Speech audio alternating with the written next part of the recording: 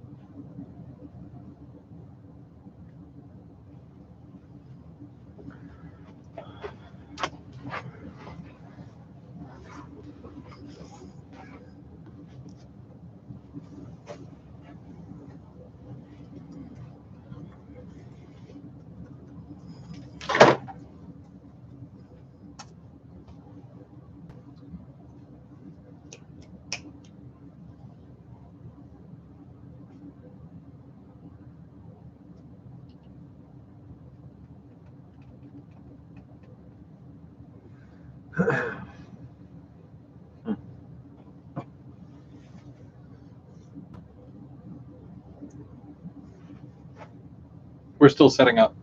Yeah, I told we're going to start at 8.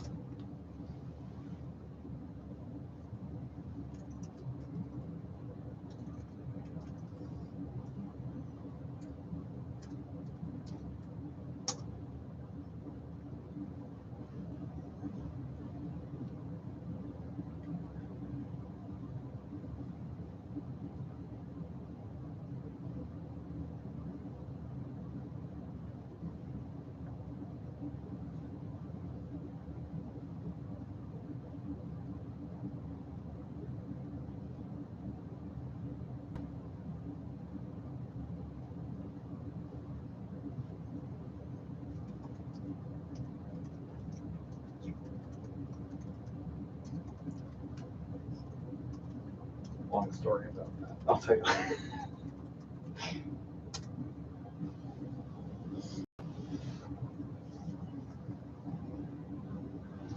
So we're just going to test the volume to see how it works. So I'm just going to sing a song maybe to. Just kidding. That was a one-time thing. Can you hear me okay? How's the sound? I just installed a new Lock Sound 5 in my vocal cords. So in your throat? Could be a loose wire somewhere. Volume sounds good. All right. Oh. Is it 8? Is it 8 yet? Where's my where's your clock on here? Very top. 8 p.m. 8 p.m. Welcome everybody. This is GVO After Dark. It's the one day every month that I decide to put pants on and do my hair. So you know it's going to be a special occasion. This is episode number 9 for the month of. Are we still in July? Is it August? Yeah, July. Okay. We've got lots to talk about today. Obviously, you can see everything in front of me here. But first, I'm Go Go Home, my sidekick. M&M Rails, Mark. So he's going to be moderating. He's going to be in the chat for y'all today. He's going to be posting some stuff, and so we have 17 watching. That's awesome. Yeah, 17 right off the bat. Welcome, everybody. Welcome, welcome, welcome. The monthly show happens usually the last Thursday of every month, and we are happy to bring you everything model railroading and, some stuff that is railroading, not even the model, just, railroading in general as well. So today, I got my trusty book. So today in news, we're going to be covering a guy that actually collects model trains at a 1-to-1 scale, which is neat. Wait, what? A 1-to-1 scale. 1-to-1 scale. How big is that, you say? Yeah, that's pretty big. It's, yeah. You can't buy it at the store. The real deal is what they call it. Announcements from Exact Rail and Walthers. New releases from Athearn, Walthers, Atlas. We're going to save you some money today. And we're going to do a review of the new SD75i. I almost forgot that. 70? Yeah, well, the 75i, and then there's the SD70 as well. But I've got the 75i here. So we're going to take a look and listen to that. And, of course, we're going to chat. We're going to hang out, have a good time. But where's our +3? Where's our number 3? We've got a special guest. We do have a special guest. You guys know him as SMT. We know him as Harrison, but please give it up for SMT Mainline. Woo! And I dropped my book. Welcome. Hey. Nice to have you on the show. Oh, nice to be on the show. So, and there goes the coat. Get that back. This is a very shaky table. We try to be as careful as possible, but as long as the models don't move by me pushing it, then we should be good. So welcome. This is your first time on the show. And you're pretty big in the model railroad community. Yeah, things have been good the last few months. Yeah, you've got your layout and you're expanding your layout. Sure am, yeah. Yeah. So what's next as far as layout wise? Well, we've got the Hershey factory, which is going to be a pretty substantial addition. I think it's going to be a 4x8. Mm-hmm. And then, of course, I've got the new layout coming along, which is, I believe, a 3.5x9. So that's another pretty large project. Jeez. And then all the rest of the layout is currently being modernized so that it meets standards that more people would consider acceptable, I guess. Yeah. Turn a little bit there. Yeah, sure. We don't bite. They won't see your pretty face. Mark bites, but that's why I have to sit in the middle. Yeah. But so that's pretty cool. I was watching your videos because I watch videos. That's what I do. You did a video the other day. We all do. Well, I guess so. At this point, anybody who's watching is one of those people. So you did a video the other day that gave me crazy anxiety, but in a good way. You created a man-made bridge over your pool and decided to run model trains over it. That's awesome. Wow. Yeah, that was quite the endeavor to get that whole thing together. The idea came to me too when I was just sitting outside. I just saw the distance of the pool there. And then you just had like some extra wood laying around. Yeah, exactly. Some scrap wood. And, okay. Yeah, the whole thing just came together as it did. And how do you choose a locomotive for that? Like, I know you have quite a few. I've seen your roster videos, and you've got quite the collection as well. How do you pick something? There was two things I was focusing on when picking an engine. First of all, one I didn't have any serious sentimental attachment to, so if it gets wrecked, it's not going to be the end of the world. Second was something that I could fix. And third was something that was very simple and not very valuable. Something that... what about something that floats? Did that... no, I don't think any of them float, right? Yeah, a whole bunch of the cars in that video, they all went sink to the bottom, but the engines all made off lucky. I was sure the first run, because the bridge started tilting, I was sure that one was going to be going for a dip in the drink, but Even the was camera lucky. too. Like I was like, oh, I hope that's waterproof. And then you're like, it's waterproof. Don't worry. I was like, okay, questions answered. No, that's pretty cool. And I always look forward to watching new videos from you. So again, thank you very much for joining us today. What we're going to do, we're going to go to the news story next. So this is very interesting. I was telling you guys that there's a man, and he actually lives in Chile, and he owns a railroad in his backyard, and it's 1-to-1 scale. So he's got real trains. He owns them.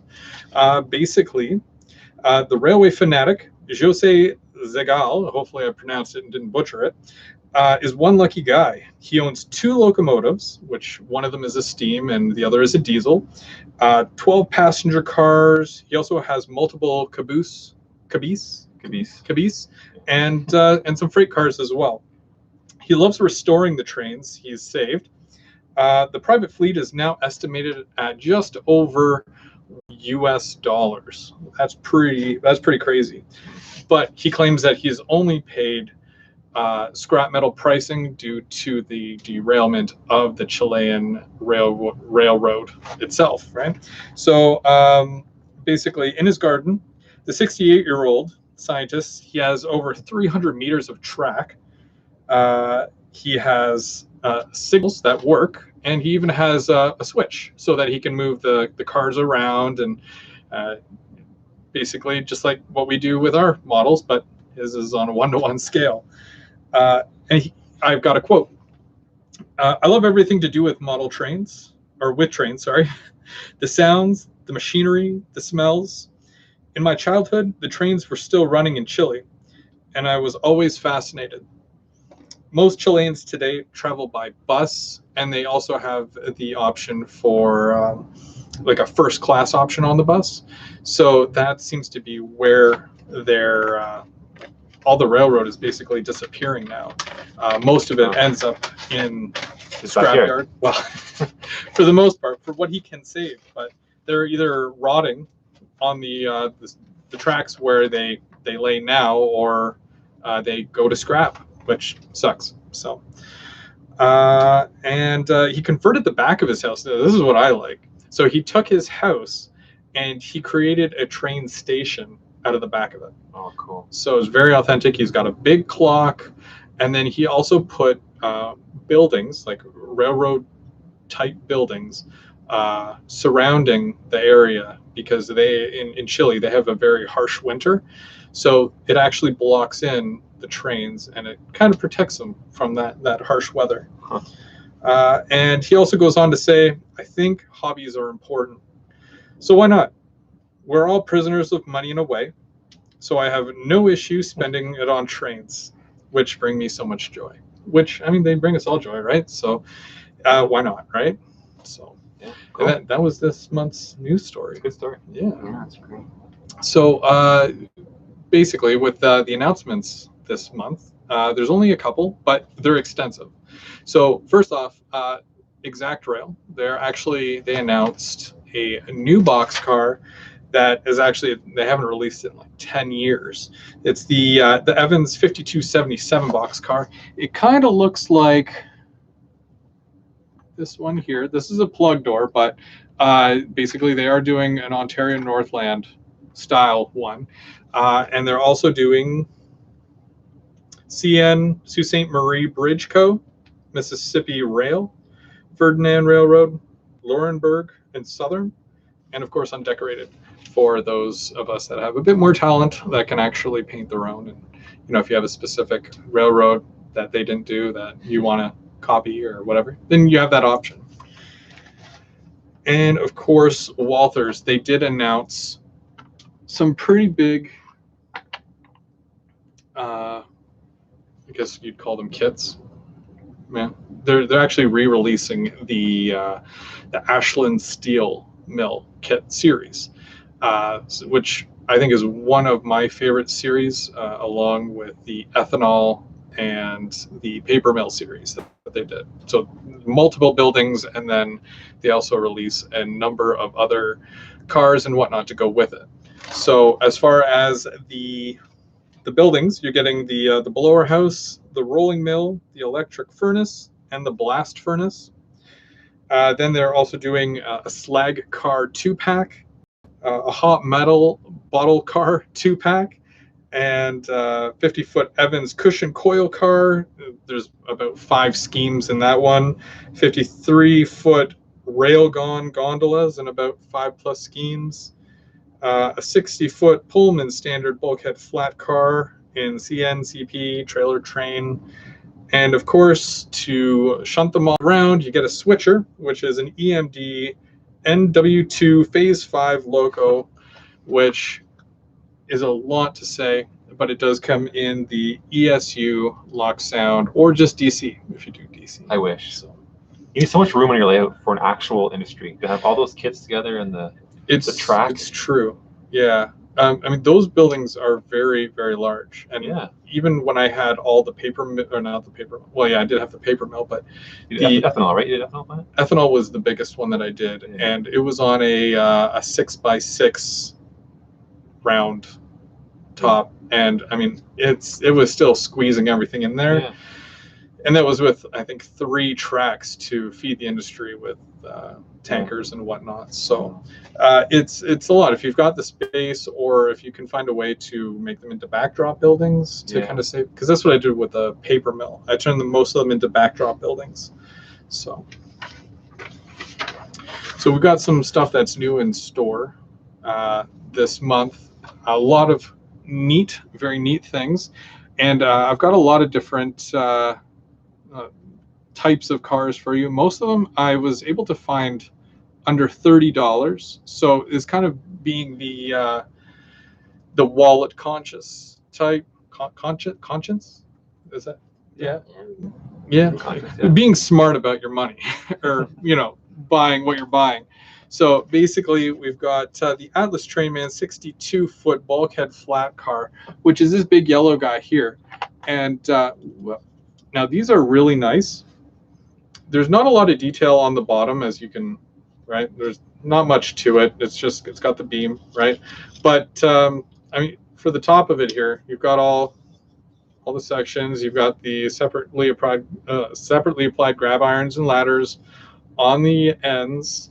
And this one's a TTPX, which is really nice. It's a little bit longer than some of the other bulkhead flats that I have, but still you get the metal couplers, metal wheels, and I almost fell forward. Who's that from again? That's Atlas. Yeah, Atlas Trainman, and you can find those for about $26.99 to $31.99 depending on where you're shopping. Walther's 60-foot mainline flat car, which is this little guy up here. That one's an OTTX. And I really like this one. Again, not too much detail to it on the underside. Like, there's a couple of little pipes, nothing too excessive. Grab irons on the end. And I think the best part about this is that you can make so many different loads for that. You can definitely put your skills to the test. Tie something down, put a couple of cars on there, or even do it as a military type train, I guess you could say, and put like a little tank on there, or make it into a mow service, because every railroad needs a mow service train. Those usually go for about $29.99. So again, sticking to the $30 mark. Those are really neat. So I picked one up as well. We've got the Walther 60-foot mainline high cube boxcar, which I've got a couple here. Because they do range in price. I was able to find the CP ones here for $28.99. Yeah, but they do range from about $28.99 to $33.99. And I really like the CP one. There's some detail on the bottom, and there's also it's got a good amount of weight to it. Yeah, it does.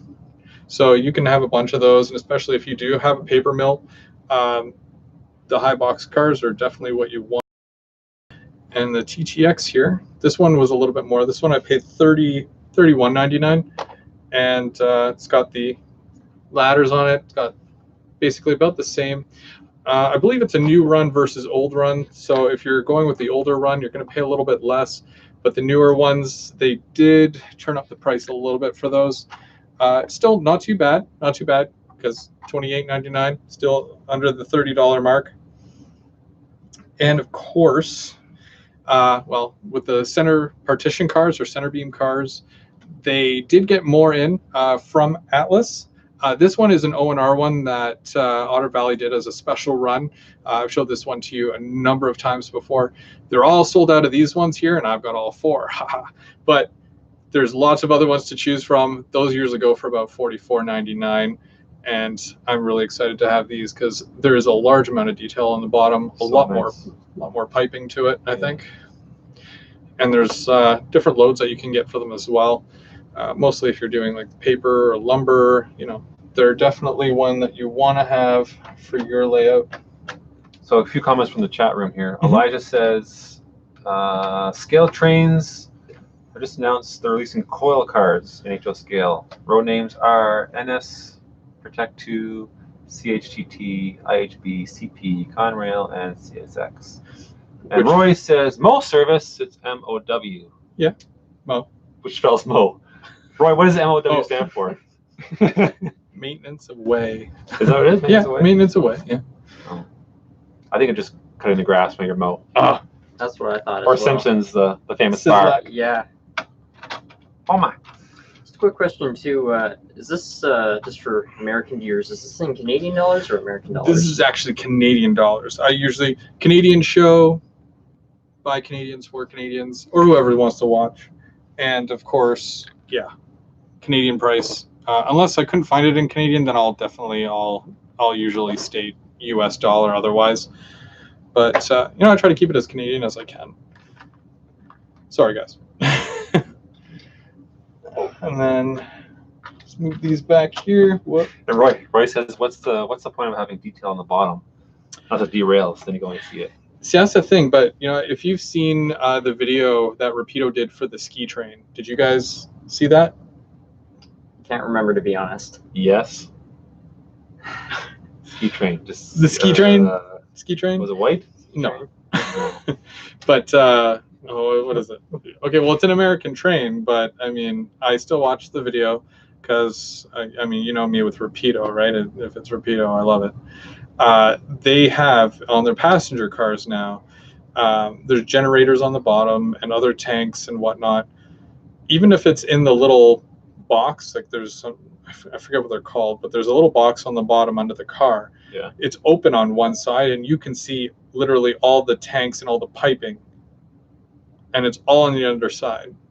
It's like the next level of modeling. Like we talk about grab irons and stuff. Yeah. That stuff is very minuscule to what they try to do with their models, which is awesome. Again, you're right. You never see it if it's on the bottom unless it falls over. Praying for less derailments, of course, but it happens. And then we've got Atlas plug door. These came in. These are my favorite box cars. Basically, Atlas put out a couple of these. The only issue I have with it, and I know a lot of people have mentioned it as well, they put the trillium flower upside down. So it'll deter a lot of people from buying them because of the little defect. I just weather mine now, so it doesn't really bother me as much, but it is. It's actually a simple fix. Oh. Just give me a second here. There we go. Oh, okay. What do I do? I'm a problem solver, you know? I mean, you're definitely thinking outside the box car. Oh. Oh, no, Benny. That was a shout out to Benny. Yeah. So those are available in, well, there was a couple of different road names, but either way, I got it in O&R, and they're at $25.99 price point, all the way up to $36.99, depending on where you buy it from. And that's HO. They also have them in N scale, which I didn't really want to buy. And those go for about $17.99 for any N scalers that do Ontario Northland. Do you know anybody? Not in particular. No. Do you? Pardon me? Do you know any N scalers that do any O&R? Oh, yeah. I think it's Randy from RDNT. It's NS modeler Tim, because he's in Toronto, so Mhm. it's not inconceivable that he He's on a bit of a modeled break. He's on a bit of a break from modeling, but yeah. Yeah, he has some of the older ones, Yeah. and a couple of the GP40s. So that they did as well. RDNT, I think it's Randy. He likes ON rail engines, Need to find one for N scale someday. I see a lot of them on eBay. When I went through my N scale kick, that's where I got all of them. Don't laugh too hard at me. I'm HO at heart, so you knew that was going to happen. I was going to come back, all that fun stuff. But so besides that, they also did a waffle plug door, which is a little bit different, and that's Athearn that did those. CP, CSX, KCS, and CN, and $29.99 for those. Again, keeping the prices down because, I mean, you don't need to spend a lot of money to get a really good car, and these are prime examples of that. I know I don't like spending an arm and a leg, but you know, it's definitely worth it, and especially with the fact that, like, if they're going to keep doing these, my railroad specifically runs mostly box cars that look like this, so I need as many as I can, and I hate buying doubles. So Don't I know it? you do know it, I do know it. and even if you didn't, now you It know. makes me nervous. I'm like, I want to buy Chris a gift, but the road number, if it's off by one, like, it's the wrong number. I keep a list. He's gonna throw it out or give it Do you- away. Or Do you guys keep lists? I don't, but you know what? It's on my to-do list this summer. You know, I want to do a spreadsheet Yeah. of all my stocks. So you're gonna do it on your computer, and then you'll just have it, like, you can print it out and whatnot. Yeah. What about you? You've got a lot. You got a lot of catching up to do if you Yeah, a have to little do bit. it. A little bit. But do you look for anything specific when you go train hunting? Can't say I do with me. It's kind of like something catches my eye and it's the right price, sold. Okay. So, I mean, nothing too specific. And you know, what about road name? Like, do you have like that favorite that you're always on the lookout for? Or? I feel like there is something in particular, but I can't think of it off the top of my head. It's all good. We all have that one that, you know, at least one. You do CN, right? I do CN, and like I told you before, for those who saw my video where Harrison was nice enough to give me that new CN switcher, I took out all my CNs and kind of put them in a group and kind of made a joke. But then afterwards I found other CN locomotives that I had. They're DC, but I have a lot of CN locomotives. So yeah, I'm CN now, and I'm sticking to it. I have a couple of CP, but again, they're just DC, not just DC, but DC. Do you know why you chose CN? I guess as a kid I saw the CN locomotives running around Ottawa, but do you think that's generally how most people would pick something? Like if you grow up, yeah, it's always linked to memories, I think. Yeah, specific areas. Yeah. So it plays a role in people's bias towards a certain railroad. For sure. I grew up in Toronto, so I was there a week ago, and I literally saw so many GO trains. I saw the Canadian and for Via Rail, and then just a regular LRC, and it's just like that. And that was just driving through, like, into Toronto and through Toronto, and I'm just like, oh, I want to go home and build stuff. So yeah, it definitely is a huge factor in how we choose what we model. So like the Browa Talons, I mean, those are European train sets, but since they were in, you know, Ottawa at one point, they're meaningful to people in the area. And yeah. How long ago was that? They haven't been operated since 2015. So, but you know, a good portion of people, you know, at least went on them once. So. And now with obviously the I guess the O train is what they call it now, the Ottawa kind of the tram LRT. LRT, yeah. September. September. Should be up in September. Right. I heard July. Numbers seem to adjust a little. What, July 2020? Well, I know that read it in the news a few weeks ago. The new Via Rail that's supposed to be going from Quebec to Toronto, that's supposed to be 2022, and Bachmann already has a model, but I don't think that they are going with Via Rail. I mean, I'm really hoping that at the point, if it turns out really nice, like they already have the model, it's done, and I think they just have to choose the road names, but I don't know if they did yet. If you guys know if they did any road names, like, you can drop it in the chat there and let us know.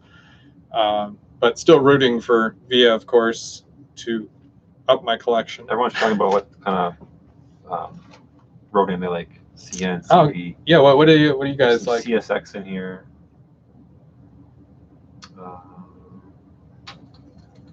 Yeah. What about Via rail, CP. What about era? Because even when we're talking about, okay, let's say Ontario Northland is a perfect example of that, because it dates back to when they still had steam locomotives.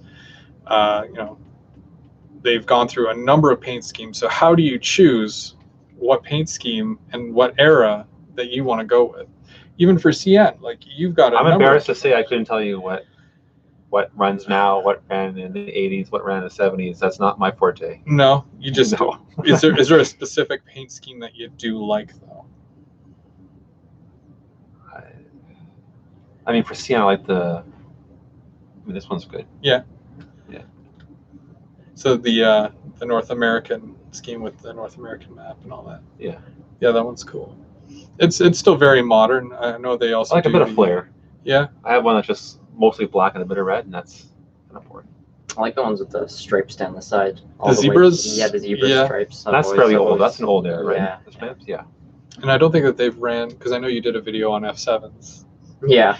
It's been a while since they ran some F7s. So what about era for you? Are you very specific on what era? I can't say I am, and if I tried to be, it really wouldn't make a lot of sense. But I like to think that the town is modern, just with old buildings. And there are two towns that I've gone through ever since I was a kid out in America. And there's one, it's the most bizarre town, but I love it because they've got a railroad that goes right through the downtown. And there are tracks that meet up with it, but it's like a railroad town. So they have random old locomotives all around the town, and they run them sometimes. So I like to think I'm modeling something roughly that, and that gives you a lot of creative license, because they're like, there's an old RDC there, there's an old F unit there, but there's still a modern railroad nearby. So you pick something like that, you can kind of have whatever you want and get away with it. Yeah, that's true. That's true. And then of course there's like a lot of modelers who just, they just, if I see something I like, I'm going to go with it. Doesn't matter. You just pick a train and run it. And that way. Yeah, I mean, less work for sure. Mm-hmm.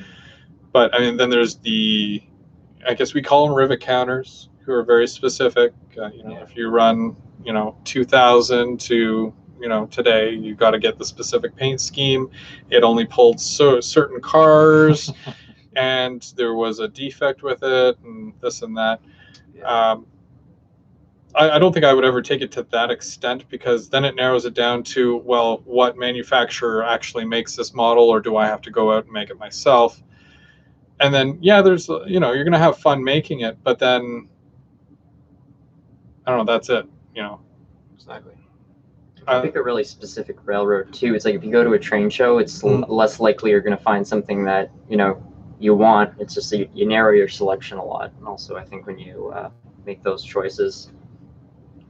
Oh, yeah. No, for sure. I mean, that's why I had to expand from ONR, because except for this year, I've been really, really lucky.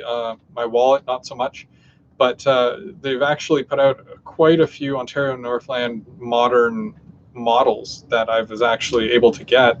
Very fortunate, but I also went to CP as well at the same time, just getting a lot of the modern stuff there as well. So sometimes you have to expand beyond what you've got and whatnot, because even with Go Transit, like, you can't just go out and find Go Transit now, and with the fact that they don't really allow, like Metrolinx doesn't allow anyone to make models, it sucks. So you kind of have to find a way to expand your layout without, going too crazy, but some will. Is there still a lot of people in the chat, or? I think I just logged off your computer here. Uh-oh. Either way, Mark will be back. Sorry. Are you able to do your pick of the week, or month, I should say, while that? Sure. Yeah, Mark's pick of the month. Mark's pick of the month is my GP38. GP38. 40? And who makes that? Let's try it again. Okay. Mark's pick of the month is my CN GP40 from Atlas. Gold line, has sound. This is a gift from my lovely wife at Christmas. So it's probably my nicest locomotive that I have. All brand new and shiny. Do you ever plan to dirty it? No. No weathering? No weathering. No? No. No weathering in the train room. Now, I really like one of my favorite locomotives is the GB40-2. They're really nice. And you've got the ditch lights on there as well. That's great. A little Benum in there. Oh yeah, there's a little guy in there. Right on. Train. Well, we'll get her going after, and sure. we'll play some sounds for sure. I want to go back to the new this month because we do have the Athearn SD75i. I know a lot of people have been messaging me. They're like, "Did you get one? Did you get one? Did you get?" Yes, I got one. I already had one, but I have one from the old run a long time ago. Still paid an arm and a leg for it. I put a version 4 ESU decoder in it. Runs great. I was always happy with them. I had a couple a long time ago as well. They're really good pullers, which is fantastic if you just want to run one locomotive with a bunch of cars, and you can even throw in an SD40-2 with it, and then you get somewhat of a prototypical consist. And I know that they even sometimes they'll run 3 trains together, so the more the merrier, right? But I don't think I have that many cars that I would need to run 3 locomotives. I don't think it's necessary for my layout, but it's a great feature if you ever need to.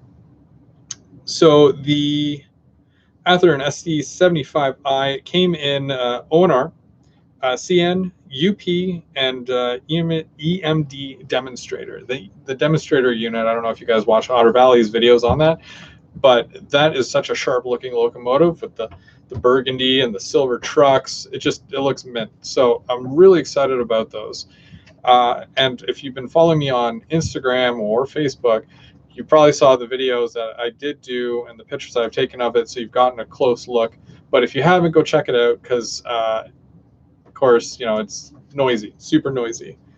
They usually go for about $244.99 for a DC unit, or $344.99 for a DCC sound unit. They do come with Tsunami 2 decoders, new LED lights, and you'll be able to see the difference when I have them both on here. But they did upgrade the lighting for it, much brighter. The MU hoses are now rubber for durability, which is really great because, I mean, I don't know if have you guys ever broken an MU hose before? Countless times. It happens, but now that they're rubber, there was one thing when I saw that Athearn was doing these new GP38s, it specifically said that they're going to have rubber MU hoses, which, I'm like, oh wow, okay, that's new. Well, we'll see how that works out. With this model specifically, you've got front and back ditch lights, which I did not add rear ditch lights to that one. That's okay though. And then for the first time, you get Canadian style snowplow and Canadian style graded walkways. I don't really see too much of a difference of the walkway from that one to this one here. I'd probably have to have a really close look at it, but I don't really see a difference. I noticed that this is a lot more silver than this one, and that's not even dusty, but really neat. It'll probably be dirty eventually, but whatever. And of course, you get a Nathan 3-chime horn, and I already said, yeah, you get Tsunami 2 decoder. The CN gets a Nathan KL3, which that kind of looks like a KL3 as well there. Kind of. Actually, they're a little bigger, but it's so hard to tell. You have to be meticulous. Yeah, not me. No. And then they also come with large and small Sinclair antennas for those who want to get a CN unit. Now, a lot of people are wondering, for those who don't know, why is the yellow different on this one compared to what they normally run?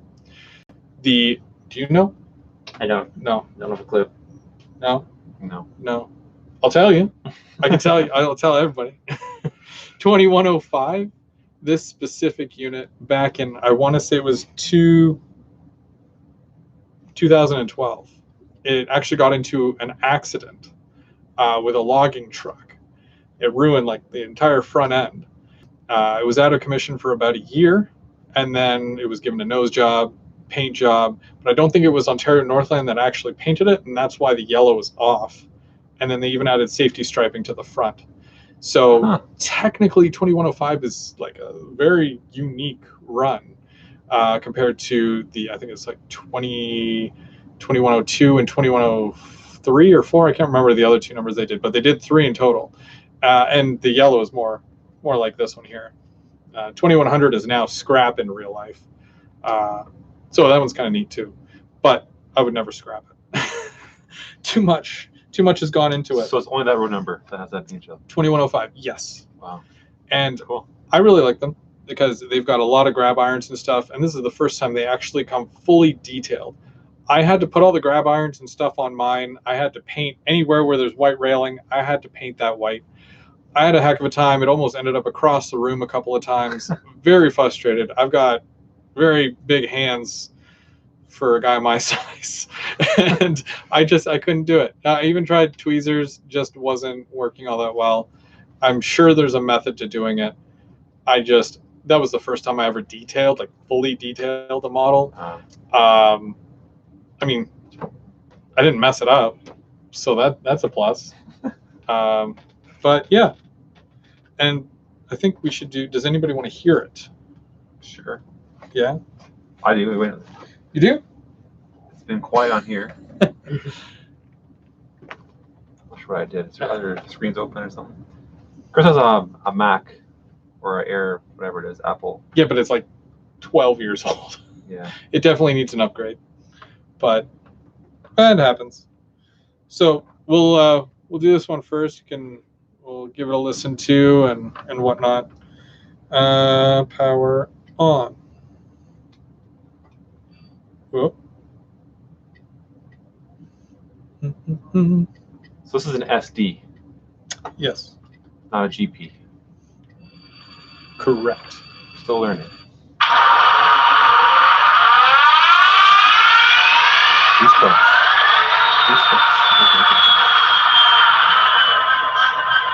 You can really feel that startup, and then typical Tsunami, you have that bass. You can even feel it. It's nice. So then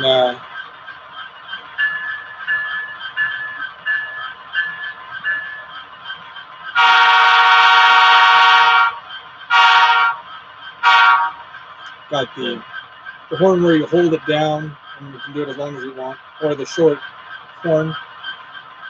F5. Let's see, ditch lights on the front of it, and then 0 headlights. When you go into reverse, they switch to the back. I don't know. So we're gonna do like a.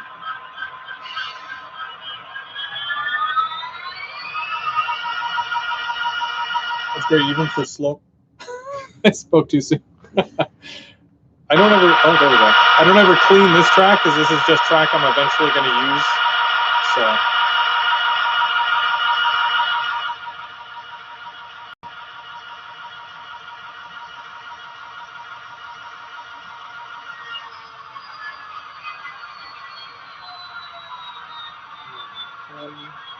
The backlights are on now. Very bright.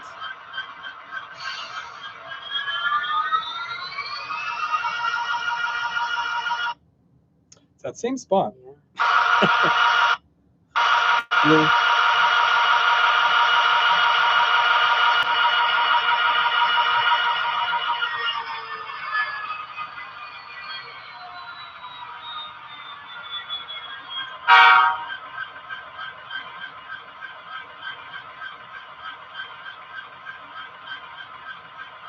Here's some trivia for you. Okay. What does SD stand for, and what does GP stand for? Oh, I know what a GE is. A GP. Yeah. Not too sure. I've never really asked. Me either. But Brandon, of course, also Brandon. known as Bubs. Bubs. SD stands for special duty, and GP stands for general purpose. General purpose. Oh, okay. Wow. Okay. I know when some locomotives will be labeled as a GE, which is General Electric. Yeah. But that doesn't help us in this situation. So. I think my washer and dryer is a GE. Oh yeah. Yeah. Do you think no how's the pulling lock power? sound? How's the pulling power? I'm just gonna compare the two just because we've got the two here. So obviously, first off, whoop, 6-axle. Right now, you've got lights on the front and the back. I had to add all the additional parts to this one, where this one came as is. And you can even see a little handrail grabber and fell off. It's on the thing there. So, I mean, yeah, it definitely has to go back to the rail shop or scrapyard. Either one. Either one. Then he says SW stands for switcher. Well, everyone knows that, Brandon. Come on, Brandon. Come on. Get with it. I'm just teasing. Thank you, Brandon. You're that's a wealth of knowledge. My wife actually said that he was the highlight last month on the show. She really enjoyed listening to him talk. So this one is an ESU Lock Sound version 4 decoder.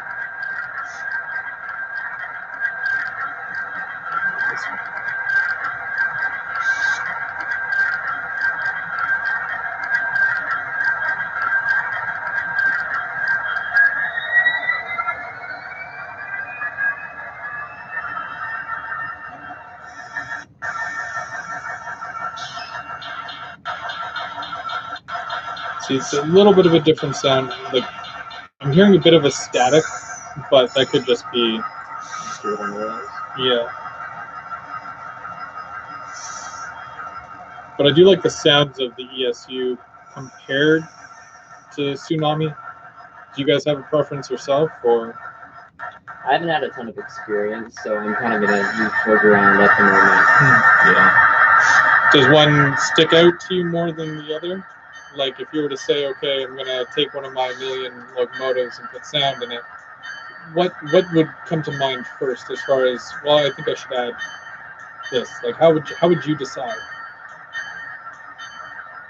It's a lame answer, but honestly, I usually just go off to the hobby house in Ottawa, and I just get their advice, because people are quite knowledgeable.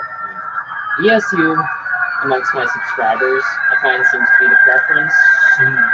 But, you know, the people that watch my live streams sometimes have different thoughts than the people that watch my videos, so I'm not sure if that's adequate to be like a census on what's best.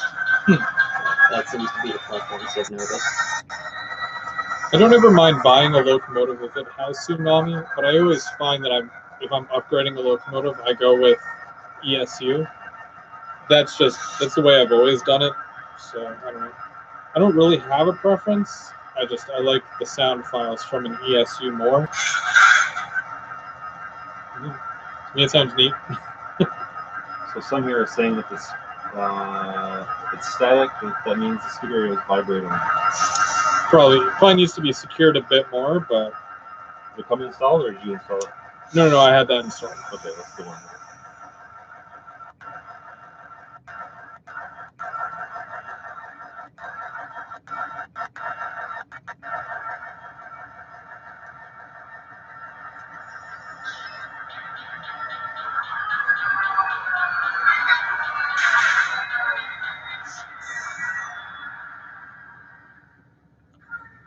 No.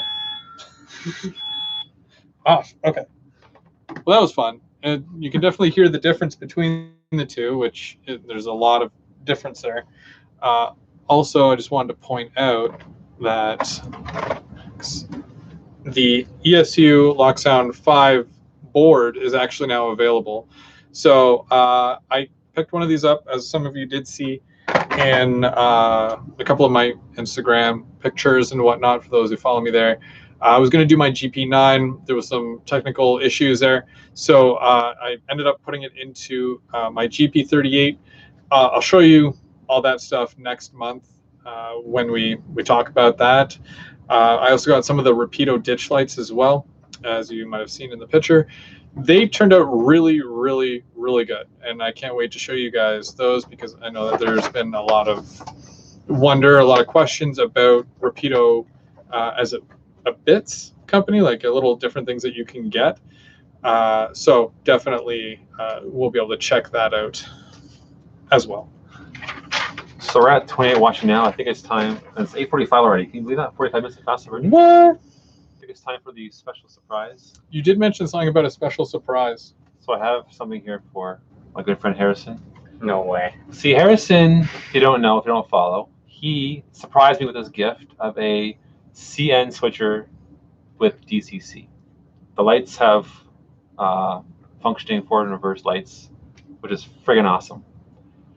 And there's no reason for it. He just gave it to me. So as Chris knows, you can't do that to me without getting a gift back. So Harrison, you can add that to your roster.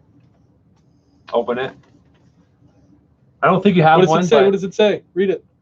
Oil or lubricating your engine. All engines should be oiled before use, then periodically. That's not my doing. That just came with the package. Oh, really? I thought you did. Yeah, I thought this was supposed to be a joke of some kind. Okay. Oh, I haven't seen it. I haven't opened it. I hope it works. We just show the camera just so that the one subscriber who wants to read this out can pause it. So there that person goes.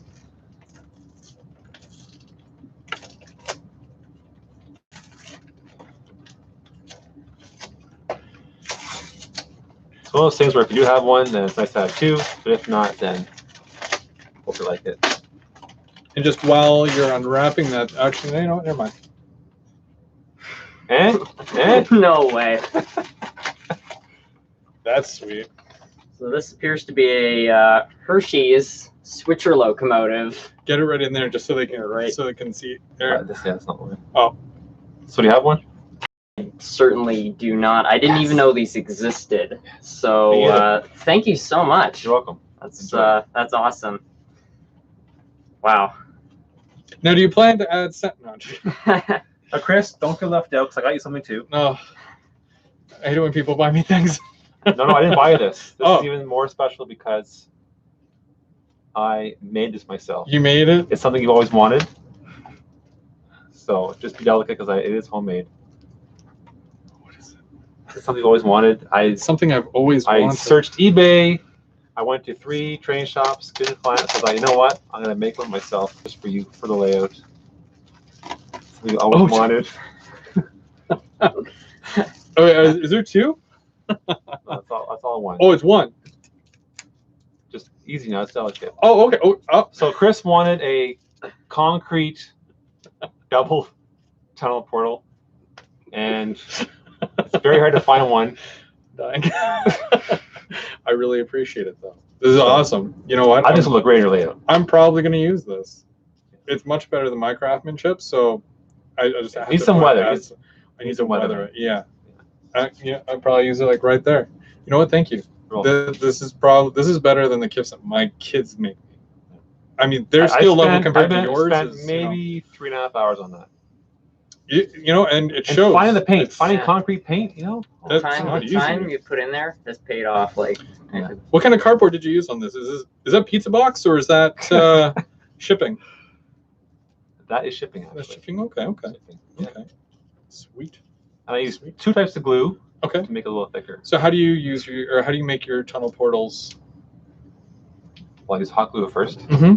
but that didn't work as well. Oh. So I use glue stick. Okay. And I chop that glue stick with my Dremel tool. Now is this Elmer's glue stick? Plug. Is this Elmer's glue? I can't do it. Elmer's. Elmer's or is it I think school it's brand? the orange. It's the orange glue stick. Is that Elmer's? sounds like Elmer's. No, I can almost Who do makes like a orange? double. I can do a double portal, which is good, and I think It is a double looks- portal. I measured on my layout. Is it- a double? And the height should be good for like a double stack containers as well. So you really did your research here. I did. So that's pretty cool. So thank you you so much. You're welcome. I was gonna say I'm gonna do a full video review on the ST70i later, not today. So look for that in the future. Did you want to light up your CN? Is it? Do you want to do it? Do you want me to do it? What do you want? You can do it. I trust you with my baby. Is it still 03 or what? No, it's a credit. So, oh yeah, 90. 9639. You do that. That I know. Loco 96, It's a GP39. 39. GP40. There's 3 fans in the back. I should know that by now. You sure it's not the one I said at the Empire train show? What was it? It was a Oh. it was a combination of 2 famous Via engines. Oh, I forget. I can't remember it either. You said F40 or An F40 2ph. Yes, yeah. there we go. So I had one of these in Go Transit previously, so it sounds very similar, obviously, because very similar. Actually, I think my O&R one that's up there, that one's the exact same, the Atlas, and sounds the exact same. They're actually really good runners, so I don't blame you for wanting that as a whatchamacallit, as your pick of the month. There we go.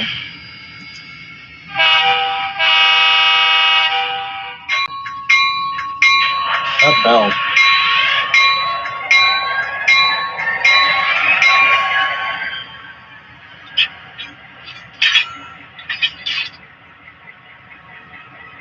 You know what? I wouldn't even adjust that. Like, even for this space, like, I know there's like somewhat of an echo in here, but I would keep it that loud. Did you change any of the CVs on this, or is the wow? You do that? Yeah, if it's too loud, like if you find that that's too loud for the space that you're, well, because your space is much smaller. Yeah. So that'll even appear even louder. So you can bring that from like a 50 down to like a 20. And wow, you don't lose that quality. It's just like turning down the volume to anything else, right? Okay.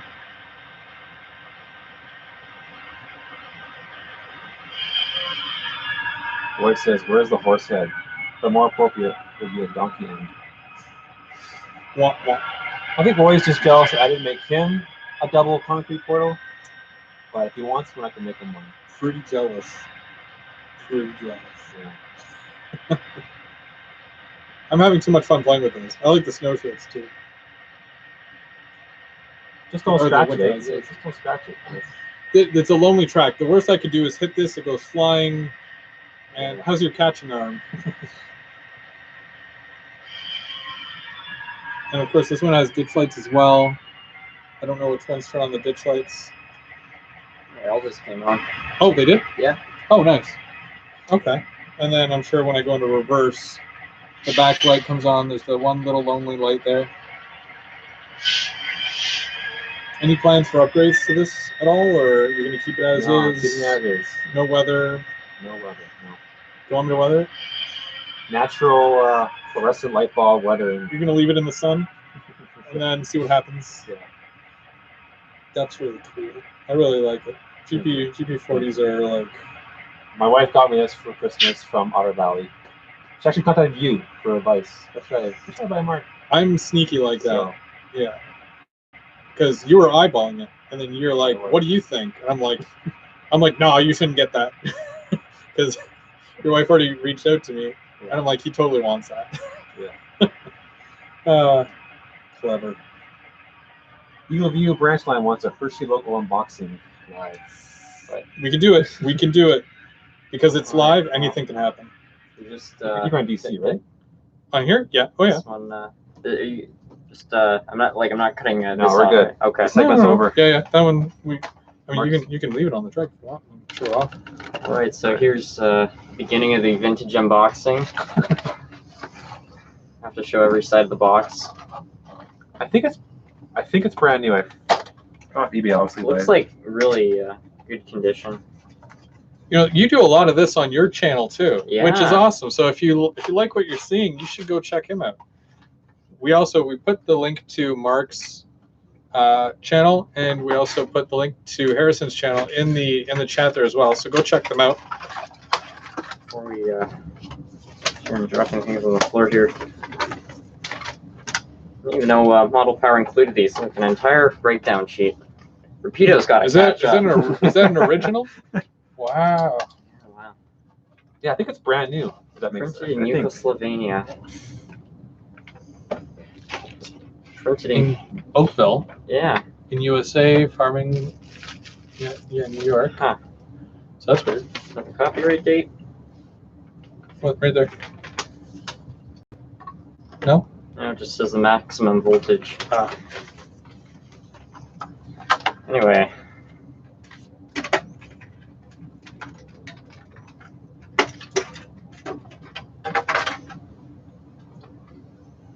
That's really neat. Yeah. Cool engine. Okay, so I believe on one of your lives I asked if you were going to try to find the cars and whatnot the Hershey, because I know that there was a special box set that was done where you can get a box car, looks like the Hershey bar, and then there's a tanker as well and whatnot. I've been going out of my mind because I remember a few years back, I was on, I think it was the website Flickr, doing research for the Hershey factory, and I found a photo from 1964 of one of the cars in Smith Falls yard, and I didn't save the photo, and now I can't seem to find it anywhere. And it drives me crazy because that would be a great reference to what to look for. Yeah. Doesn't work. So it might be what's it, 0 for? Yep, I already set it up. Did you want to do it? It's your. Oh, sure. Okay, so here I've never used this type of controller before. So this is you. All you got to do is turn it, and you'll go forward. Oh yeah. Is that Tsunami or ESU? Tsunami, of course. And then that bottom L there to do a reverse. That's how it works. Oh, that was really well. That's DC, right? It was louder than actually the Tsunami. It kind of sounds like it's idling, right? Yeah. It's got that. Oh, It's very Yeah. bassy. yeah, it's great. It probably needs the SMT touch, you know, like the once over. It's well, what the person said on the top of the box. T, L, and C. Yeah. That's awesome. Any comments? What are your thoughts? Can't think of anything off the top of my head, but it's Do you plan to like upgrade anything on it, or I don't know? put an air freshener in it. Right. You know, that's kind of the signature SMT move, right? Oh, okay. Well, thanks again. You're welcome. Thank you also for my portal. They do not make sound, but I am not jealous.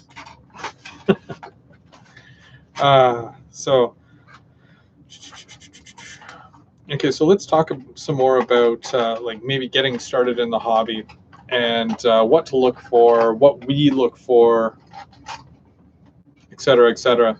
So now you said that there wasn't anything specific that you look for. Let's say when you go to a train show. Yeah. Do you do that whole dive thing where you dig in and you get right in there and you just look for a good deal? And Yeah, absolutely. I see, like, I'll try to find a good deal, and then I'll usually try to bargain down even more. Because that's the thing, too. I find at train shows, the people, they'll usually price things a couple bucks higher than they're actually willing to let it go for, just because they expect, you know, some people might try to bargain. Yeah. And the Empire train show, I wound up saving myself over $40 by just bargaining everything down. So, you know, that adds up. You know, you just cut off a few bucks off of every purchase, and Yeah. you get a lot more stuff for your value. So sometimes you'll even be able to get more, say, okay, well, I'll take these 3 items if you knock off so much off each item because I'm taking multiple and stuff like that. yeah, definitely. What about you? You go to a lot of train shows. Yeah. Train shows are tricky because unlike other, like a grocery store or a train store, you have a shopping list. Can I go in and buy this? Like the hardware store? I need a hamburger. I never know what's going to be for sale. So it's kind of like these hidden gems, or like one train show I went to in November last year. I bought the G.I. Joe train. It was going to be at the train show. It was there. It was a good price. Thank God. Did it work? No, it didn't work. I think I got tuned up. But anyway. I do kind of It the was a good opposite. find. So I keep a list of what I have, and I look at the show for what I don't have. So if it's not on my list, then it's a potential, right? So if I come across maybe, let's say, a GP40, I check to see if they have something different, because again, I hate having the same road number more than once. Same thing with cars. Like I break it down so it's O&R locomotives, and then O&R rolling stock, and then I have a list of, you know, box cars, gondolas, this and this, and then I put every number beside each one, so I have it all categorized and everything. I'm very meticulous like that. You know, I sell something, I remove it from my list. I buy something, I add it to my list, and I keep it on my phone because I don't take my computer with me. I keep the spreadsheet right on my iPhone, and that way, if I'm out of town, and let's say I'm on eBay, and somebody posts something, I'm like, do I have that road number? Well, I'm not waiting till I get home. I just pull it up on my phone and I double check my inventory there. So, I mean, there's apps and whatnot that you can actually download to categorize and keep track of all the stuff you have, which is really neat. Oh yeah. Oh yeah. Off the top of my head, I cannot remember the names of them, but I believe Woodland Scenics actually has one. Okay. So they've got a scale one where you can type in measurements and what scale, and it breaks it down to the scale. But then they also have a roster one where you can actually get a picture of your thing, put it beside your description and whatnot. So yeah, it really breaks it down for you. What about track? Because track is a huge thing for any model railroad. You're going to use track. What do you use? Generally, it's Atlas. I mean, they're the biggest name, and I find it generally the most cost-effective. This is not a strategy I'd recommend for anyone trying to build a really professional layout. But if you're just trying to have a fun time, build a very basic layout, I usually just go to a train show or at a hobby shop and just buy a great big bundle of used track. Yeah, that's good. You take a bit more of a risk because they can be you'll have you can cut down your cost a lot by buying secondhand track. And it's one of those things that you can kind of skimp on, right? And then you can always replace it later as you grow. Your layout will grow, and you can change it up. Definitely, and you don't have to worry about, like, if you're trying out soldering for the first time, if you damage it, it's like, hey, it didn't cost that much. Then you build your skill, and then you can actually buy top of the line track, and you're not gonna worry about breaking it. And you said that you were upgrading your current track on your layout.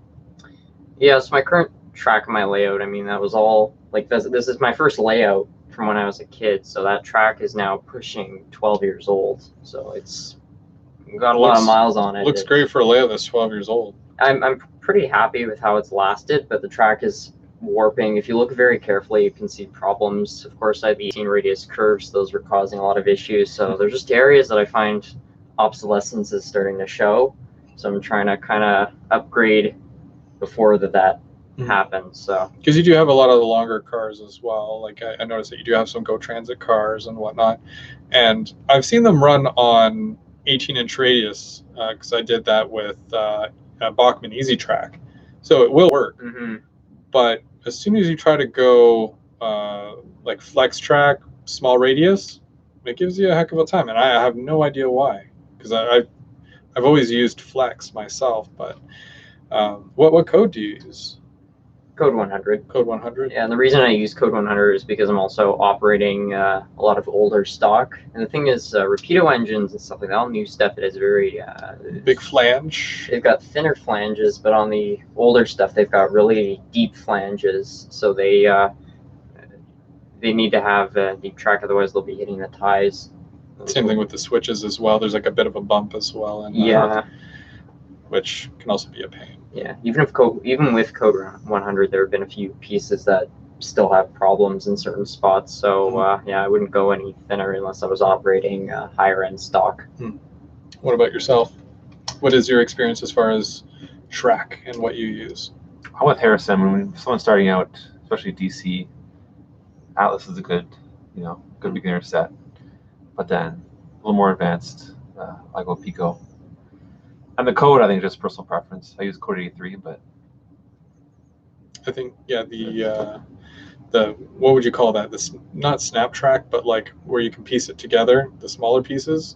Especially if you're a beginner and you don't want to go through the cutting. Yeah. Your ties, cutting your track, and then filing it. You're just eliminating all that. Yeah. They usually come with one rail joiner at each end, opposites, and it's easy just to, and then away you go. In some cases, you don't even have to solder it because it will actually stay. But obviously, when you want a better connection, you definitely want to solder. But for myself, I have used a little bit of everything. I did at one point have the Bachmann Easy Track, the Snap Track. Works really well. I never had any problems with it. I could run loops around my family room there. I did use the same track as you, the Atlas, I guess Snap Track. Yeah. Atlas Snap Track. That was the very first layout I had because, I mean, I'm over 30 years old and I've been doing it for a long time. So that at that point that was basically what you could use as a you didn't have the options you have today. Now, of course, I use the Pico Code 83. Find that the smaller rail is a little bit sleeker than 100. And then there's some people that use, let's say, Code 70 on a siding, or Code 100 on the siding, and then Code 83 on the main. I'd probably just do the whole thing in the Code 83 myself, but certain areas give you the option to do concrete tie as opposed to wooden, depending on the area that you're modeling. So it allows you to do that at least. So many choices. So many choices. Honestly, we complain when there's no option, and then when there's lots of option, we say there's too many options. Yeah. But I think it takes trying a couple of different things to find out what works best for you. Because even a couple of years ago, when I had started building a layout down here, if you guys remember when it was on that side of my basement, I was using Code 100 Flex, and it worked. It was probably the only thing I was really unhappy with about my layout at the time, but I was lucky enough to start over and do Code 83. And I think that I wouldn't go back personally, but that's, again, everybody has their own modeling preference. There's no right or wrong.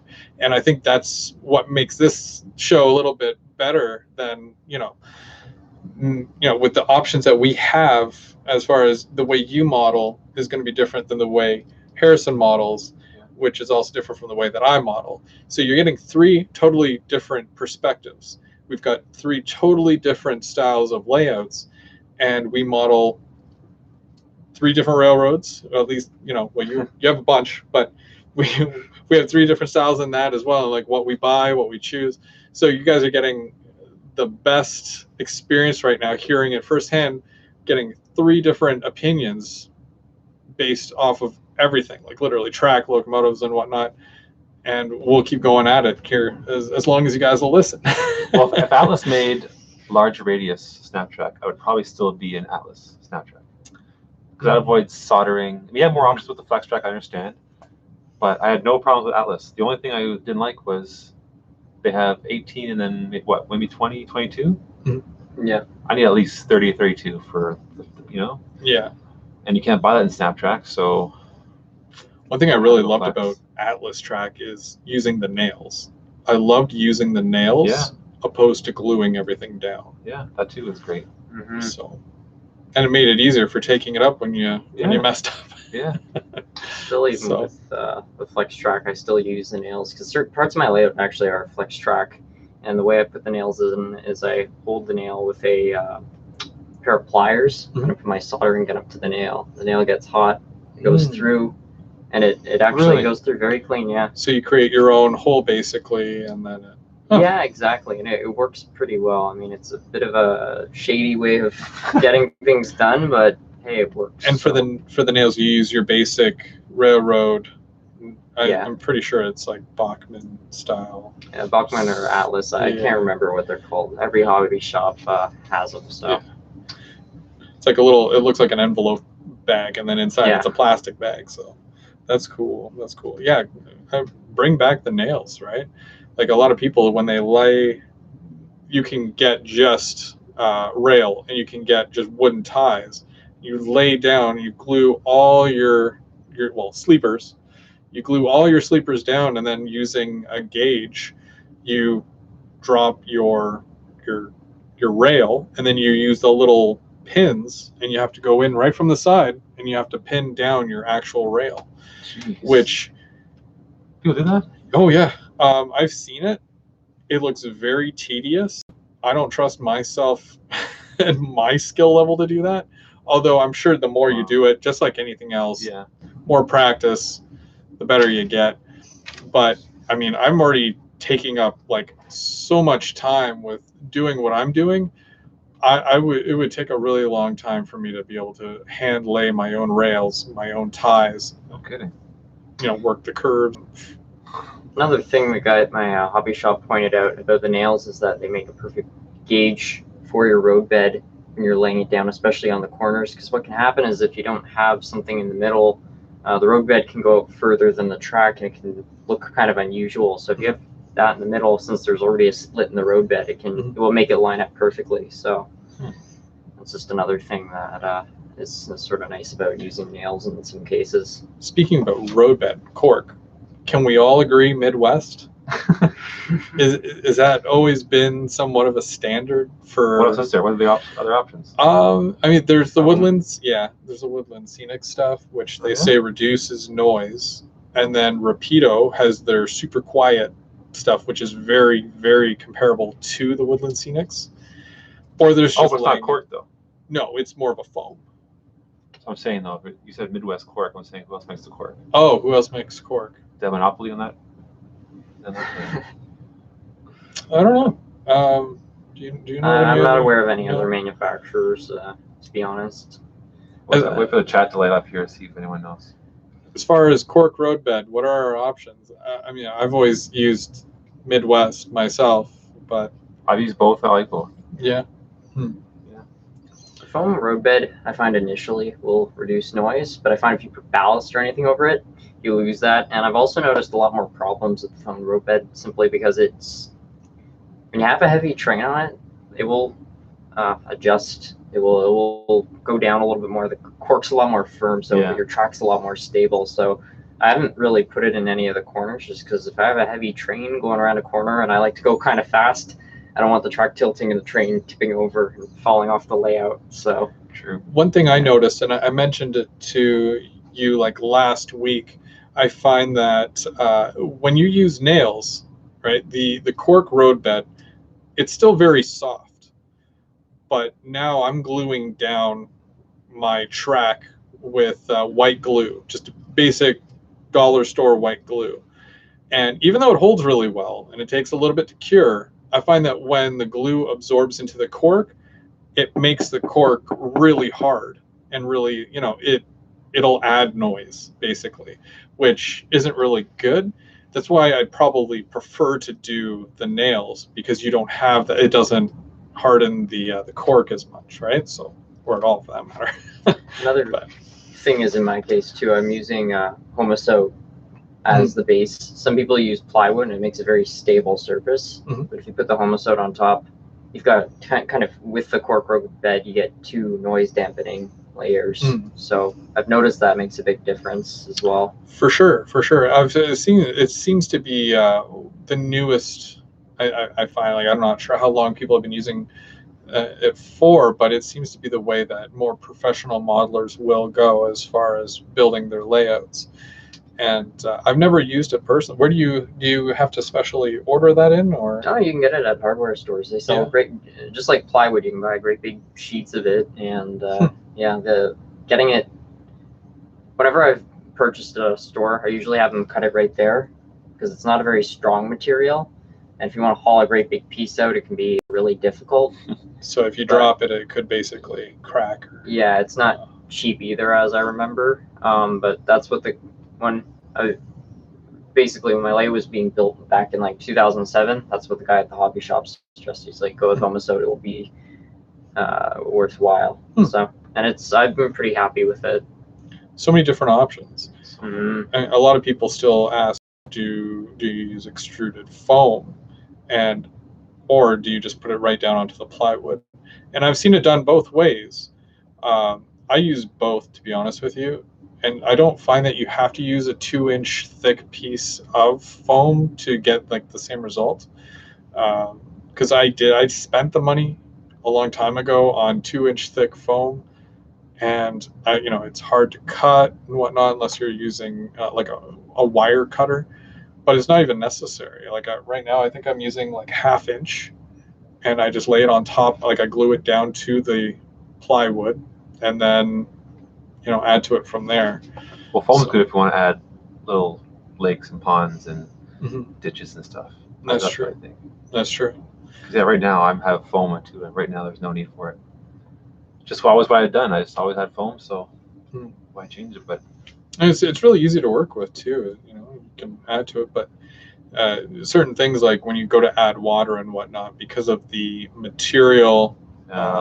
It will eat away at the foam. Or if you go to paint it, don't use spray paint, because it'll eat away at your foam as well. I've been there. I've done that. I've tested it. And don't place your soldering iron down on foam either, because. And I've done it where I've soldered track on the foam, and it actually the track got too hot. It melted the foam underneath Yeah. the track, and it left tie marks. And yeah, that was a mess.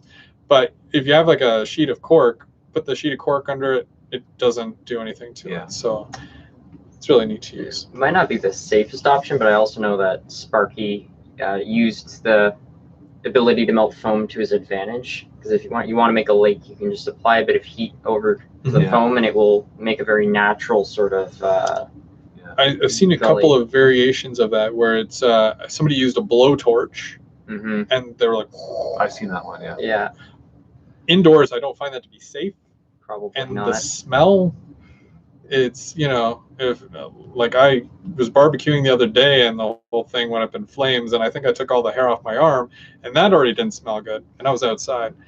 So doing the foam and letting that burn and you're inside, it's probably a chemical hazard. So I would probably opt against it. But with things like the hot wire cutter, it doesn't create that. At least I don't find it does. And it's sharp. It gives you the contours that you need. So Roy says there's a foam safe spray paint. Is there? When I actually went to do my backdrop previously, I said, can you use the Gorilla spray glue on foam? And they said yes. And I was like, perfect. Brought it home, I sprayed it, and you just see the foam start bubbling and going down. And I was like, I had such high hopes for it too. So definitely don't use Gorilla spray, especially if you're attaching it to foam. But I'm sure there is like a spray paint that might be. I would just really recommend that if you're gonna paint it, use just an acrylic. I go to the dollar store, I get a bottle that's like this big for like $1.50, and it's like just brown. It's brown paint, and it works. So, what do you guys do for as far as like coverage? So I used to put down brown paint. That's what a lot of people do, and it makes a lot of sense because obviously dirt is brown, so it blends in. But I was watching channel Budget Model Railways. And they actually suggest putting down green paint, and the reason for that is if you just miss a spot, it can be a lot harder to see. So I've started doing that, and I have to say I really like it because you can put a very thin layer of grass, so you don't have to use much, and it's very hard to tell if you've missed a spot. So that's it's interesting. So it's just more options for you, right? Yeah. What about DCC? You run both. DC and DCC. Correct, yeah. I just chose both because I have such a big collection of DC engines. Upgrading them all is really not a viable option, but I like the benefits of DCC. It's really tough telling a beginner who asks, though, which they should pick. And the reason for that is I think it comes down to the person themselves. Like if you're trying to run like a freight yard, DC I don't think is a very viable option, but if all you want to do is throw a couple trains on the layout and have them run around, DC will get the job done, and it's a lot cheaper. So you can buy some real cheap DC locomotives that you just run on the track full speed, and they break, but and it can be a lot of fun. These are $300 plus, right? If not $400. So still like 300 just regular DC. So it's and that's after tax and all that, of course. But go to a train show, spend $10 on a old cheap DC locomotive, run the crap out of it, have some fun. If it smashes, it smashes. If you're a beginner, And then you can always upgrade from there, right? Like when I first got into it again after a long hiatus, I had a lot of DC locomotives, and I still have a couple of them today, but then I won't run them. As soon as I started watching some of James Wright's videos, I was like, they make sound now? And I was literally blown away. And I was like, I want all of them. And I'm like, I need to know how they make sound. And, at that point, went to the hobby store and I saw my options. And I think my first, I was running old Tech 2s for my DC controllers. And then I went to the Zephyr Extra as my first DCC controller. And, you're not spending a lot of money, But if you have one or two locomotives that are sound, you definitely want to have that option. But I think that they're getting so advanced now that you can actually run sound locomotives on a DC layout, but you just don't get all those extra functions, which are also really great. So you can still hear the sounds, but you're not really needing to upgrade your entire system. Is that still loading? Yeah, it's really slow. Some people are complaining about it's lagging on their end too. So I'm not sure. Really? Just That's odd. So Roy, the numbers are 662345554. Are you giving him the lottery wins? Yeah, 8. Oh, jeez. We'll split that. Okay, half half. What about manufacturers, guys? There's so many different manufacturers out there, and what do you look for? Like, does one stand out to you as far as your favorite? Rapido's my favorite from I think a detail perspective. I find that they're very innovative. They're coming out with a lot of stuff. Like, they're kind of shaking it up. I find that things were almost becoming a bit stagnant, and then they've come to the market and they're adding all this new stuff. So I really like them. I think my all-time manufacturer though is probably Athearn, just because I find it's a little bit cheaper, but you get pretty decent stuff and it lasts a really long time. I've got Athearn engines that I got as a kid. I was not gentle with them, and they still run like the day I got them. So I really like Athearn. What about you? Model Power. Hello. These guys make some good stuff. Oh yeah, and they're still, like, for a train that's that old, for it to still be kicking around today. Yeah. Some of my brother and I, when we were younger, went to the the hobby center and got some locomotives and rolling stock, whatever. And it's all by Model Power, and it's still one of our favorite cars. They're different. They're weighted, but now 2019, I don't know. I don't really have a favorite. I like Rapido because they're Canadian, I guess. But I was gonna say, I do find that you buy a lot of Rapido. Yeah. Like, most of their stuff is Via, and of course you're gonna buy Via. Exactly. So big fan of Atlas too. They make good products. I mean, like the track to locomotives to. They have a very, very good range for what they make. Yeah. Quality and whatnot. Yeah. And I don't think that they get enough credit for that, to be honest with you. Yeah. So Atlas is probably one of the top ones for sure. But Rapido, I mean, I think Rapido is one of those ones that everybody at some point will say, yes, I've owned a Rapido locomotive. Yes, I've had a Rapido passenger car. Yeah. I love the amount of detail it has, and them as a company, just because they don't take themselves too seriously, unlike most others. Yeah. But they look at Walthers though. Walthers makes everything. I love Walthers as a building company. I love the plastic that they use, but I've used a number of their locomotives, and I haven't been completely thrilled. Yeah. You can get the same locomotive from other manufacturers. You pay a little bit more, but again, you're still getting what you're paying for. Yeah. So I don't know. I think Walthers is a good as far as building kits. I love their building kits, their series and whatnot, but that's just me. Mm-hmm. Yeah. What building? Because you have buildings on your lid as well. Are they? Most of them are Walthers. Walthers. Yeah, a lot of them are Walthers. Now, do you paint yours? Because I know a lot of them come in colors that you can basically just put it together and use it as is. But do you still paint yours? The majority of buildings on my layout were built probably about 10 years ago. I was actually still quite a beginner, so I never really got around to that. I think if I was building a building today, I would probably modify it a lot more. Mm-hmm. The only building where I've actually changed it a ton was there was a Lifelike supermarket, and out of the box it looked awful. But I really liked the design of it, so I put a lot of effort into actually making it look good, and I painted it the color I wanted, and I was really happy with the outcome. But that's the only building to date that I've actually painted it myself and made major changes. All the other buildings are basically, I built them how the instructions suggested, how they look on the box. I always try to paint mine. I'll put the main body of it together, pick a color for it, paint it, and then while most of all the detail parts are still in the sprues, I can basically chop the sprues in ways where all these ones are going to be one color and all these ones are going to be another color, so I can spray a larger amount of them at one time. And then I add the detail parts accordingly to it. And then, you know, but that's, again, there's so many different ways to do it. You know, you can paint each one by hand. Some people refuse to use spray paint because, you know, it's not, you run the risk of it running, you know, too much. Some of them have a high gloss to it, so you got to be very careful. Go with the matte finish instead. And then color, right? You got to make sure that you're using an array of color, because not everything is one color, right?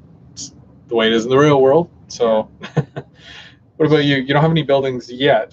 Well, you've got one. They're coming. But what kind of buildings are you going to be looking for? As opposed to what have you used, what are you looking for? Well, I really want modern houses, like bungalows. Like Harrison said, everything's old-fashioned, you know, like, so if you're I think I said this last month, it's so hard to model the modern era because all the cars and vehicles are from the 50s and 60s, and the houses are like, you know. Walters actually does have some coming out with options to upgrade with a garage, whether it's attached or separate. You can actually add that on as well, so it might be something that you could probably look at. So yeah, I'm looking for modern houses instead of two-story old taverns that, you know. Yeah. 50s. Now Wilmer's joined us tonight, and he says, don't forget about Bachman. Bachman, can't forget about Bachman. Which is a good segue into my. See, I got you another gift here. The teleport was a gag gift, but nothing special. Nothing special. Just in case the teleport backfires, which it did, you really liked it. Which I really did like it. Yeah. I was content with just the. Yeah, it was my backup gift. And I like that it's blue. So, spoiler alert on the front about lubricating it. No. So this is from Bachman. That was a good segue. I already know what it is. I'm really happy with it already. These are amazing. Whoop.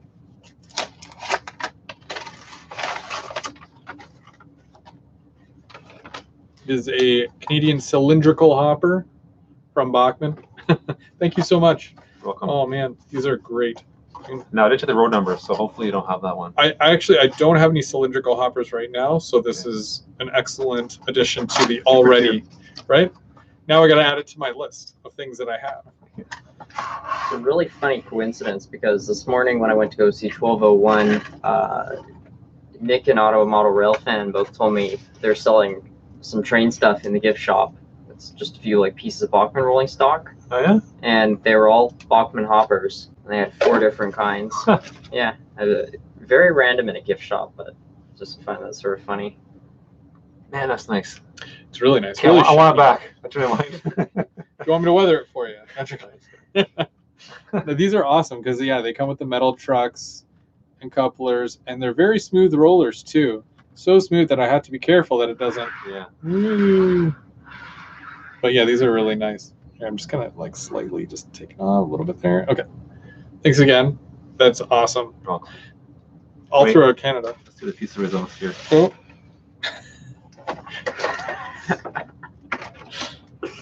Oh man.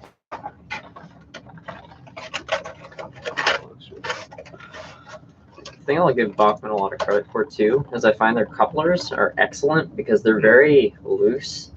So if you have a long train and you're going around a really tight corner, they won't let go easily. That's true. And they always seem to be, because with these really high end ones, you always have to make sure everything's engaged. All the wheels are engaged. If the coupler is engaged. I don't feel like you have to ever do any of that with the Bachmans or any of those. You know, they all seem to be at a perfect height. These ones here, both, I want to say Walters, Atlas, Walters. I don't know. Couplers, exact same height. You know what I mean? Like I didn't have to do any modifications to these to improve what I've already paid for. So wicked, you know, to say the least. What about freight or passenger? Freight or passenger? Now I hear, and I've had this discussion with a lot of people.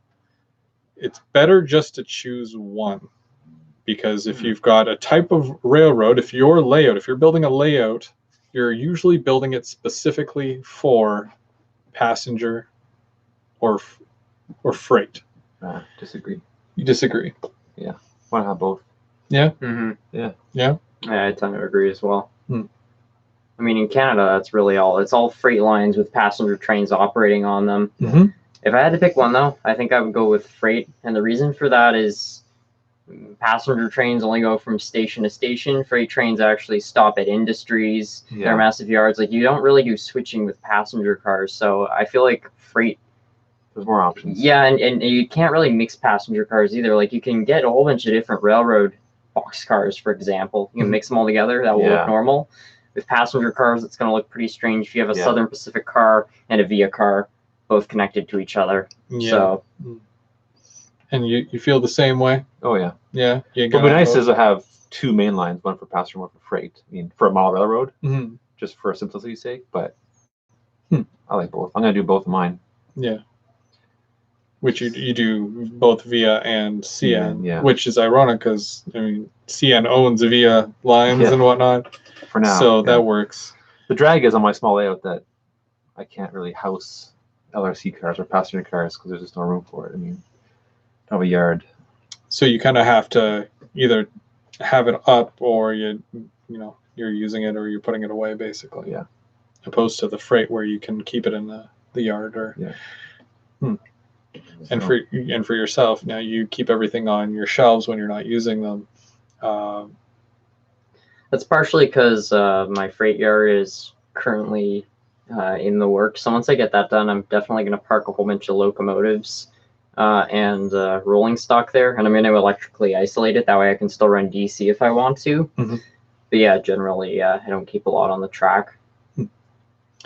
I guess I'm fortunate enough to, with just Ontario Northland, they had the Polar Bear Express and whatnot, where they would run passenger trains, but they would also tag on some box cars. And a lot of people, when they travel up north, there's a lot of hunters and fishermen, so they will pile on their SUVs and their trucks onto flat cars. So you'll see a train that a locomotive, and it'll be pulling a bunch of passenger cars, but you'll see also a bunch of flat cars and freight all on the same locomotive, which is really neat because you don't really see that too often. But I guess I don't know, fortunate enough in that sense. But I don't know. With me, I started with passenger because I loved the VIA and I loved the Go Transit, and I just wanted to do all passenger.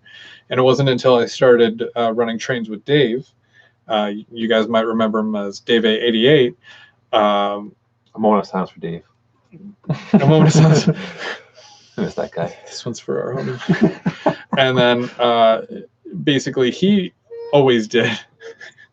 Sorry, I had to do it. He was always doing freight. And when he got me running op sessions at his house, I was like, oh, I made a mistake.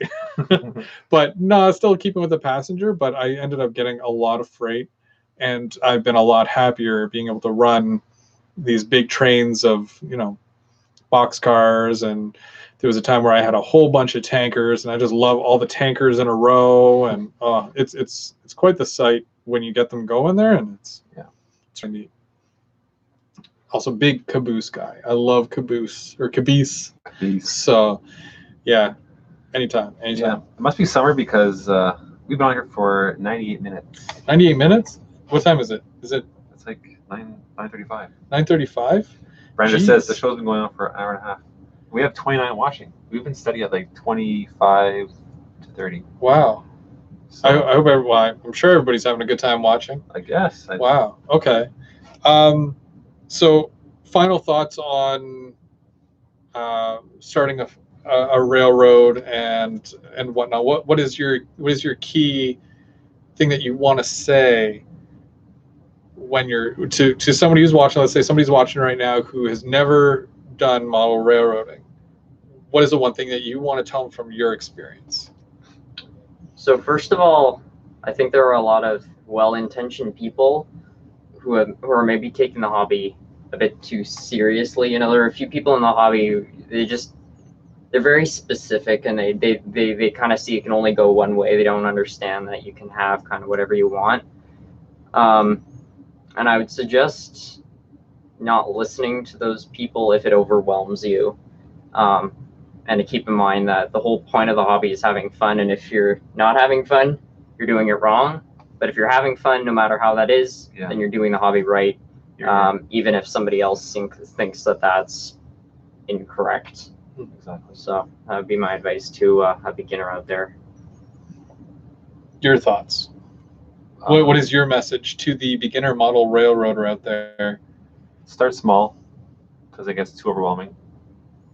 4x8, 1 loop, maybe 2 loops, and don't be embarrassed to copy someone else's track plan. Like, again, Atlas has great track plans for beginners. That's what I did too, and you gotta start small, then work your way up.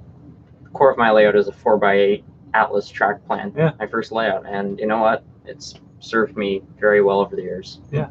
So. Yeah. And watch our YouTube channels. I mean, we give good advice.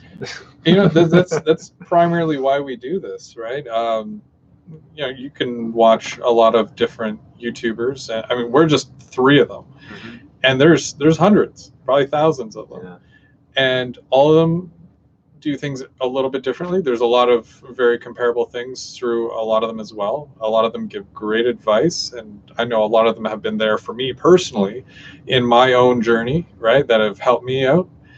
And you know, there's also all the things that you learn just by doing. You should never be afraid to just do something.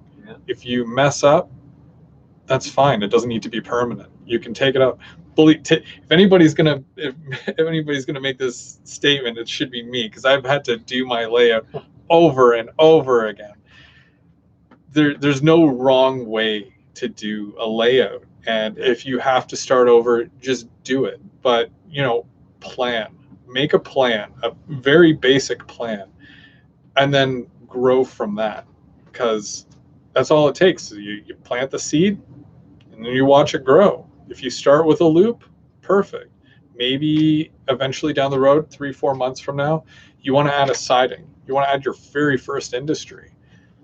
There's no wrong way to do this. You know, if you grow up in, let's say, Toronto, there's so many different industries. You can basically put a building, service it with boxcars, just dropping off, picking up. There you go. Put a grain elevator, grab some grain cars, dropping off, picking up at a farm. You're delivering and picking up from the farm, whatever. All the models are there. All the buildings are there. And as you acquire more skill, then you can start building your own, and you can upgrade from what you already have. So the possibilities are endless. But like if you drive a big rig truck, like a big Mack truck or a Vanderbilt, right. You know, just build it out in your cab. That way you always carry your layout with you. Right, Roy? Where's the coolest place you've seen a model railroad? In the cab of a truck. Yeah? That's yours? Yes. Yeah?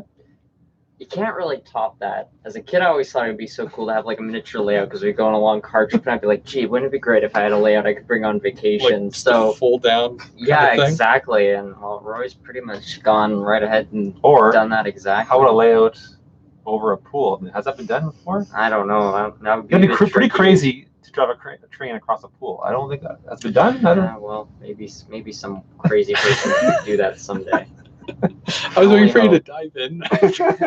I'll save you. So, sorry to cut you off here. Brandon just said earlier that he has a $400 caboose. Yeah.